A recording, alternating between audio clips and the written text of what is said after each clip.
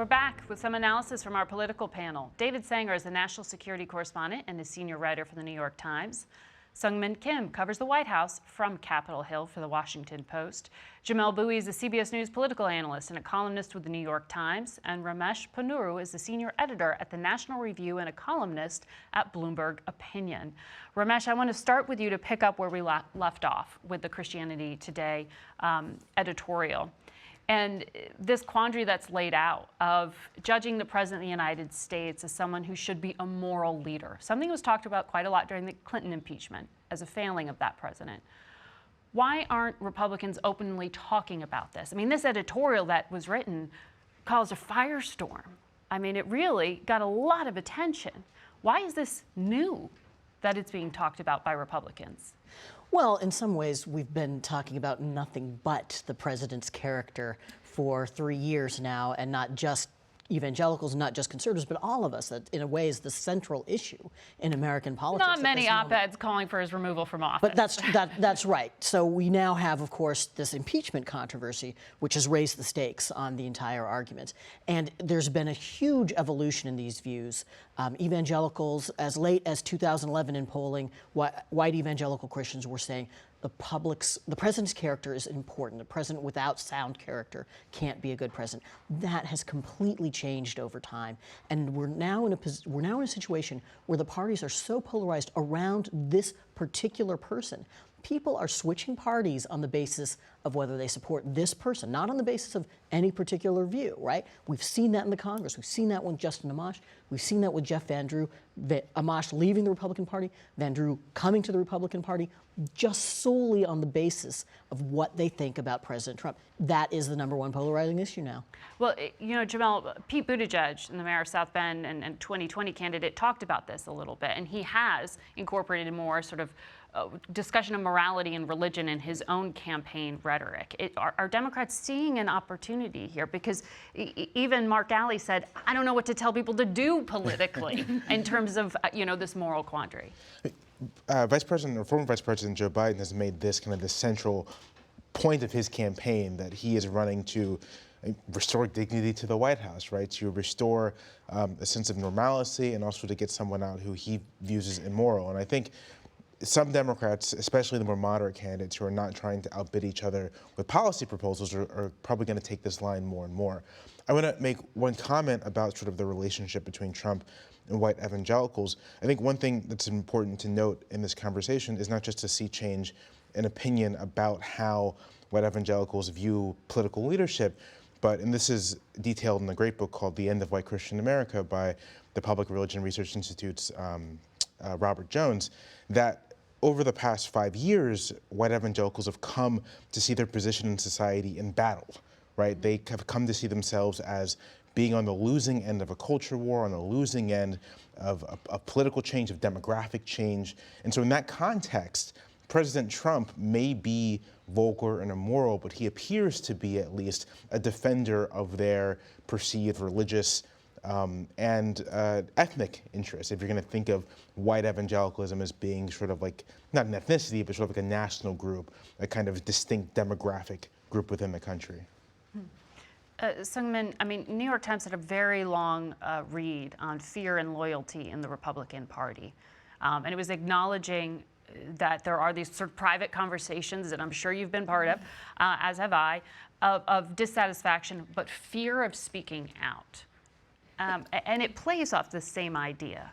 It does, because you've seen what happens to the Republican officials when they do speak out. Jeff Flake, the former Arizona senator, Bob Corker, the former Tennessee senator. I mean, there is a reason why they are former United States senators, particularly for Jeff Flake, when he was one of the most vocal critics of President Trump and his conduct and his policies. His polling numbers just cratered, and he knew he could not run for re-election again as a Republican without that base of support in his party. What's going on now, the president has such a lock on his party and you talked, I believe Patrick McHenry was also quoted in that article as saying he has this loyalty among the voters, which is why you've seen also Republican lawmakers take different political stances too on policy issues that they may not have had at other times. You've seen the Republican Party evolve on the issue of trade under Trump and Trumpism, if you will, on foreign policy.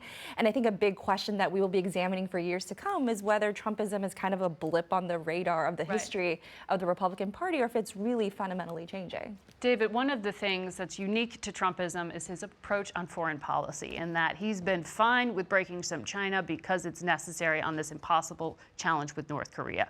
He'd take a meeting with Kim Jong-un, and virtually no other president would consider doing it, certainly none in the past. He's now at this point where his centerpiece foreign policy issue is going to be tested in the coming days. What do you know about what North Korea is planning?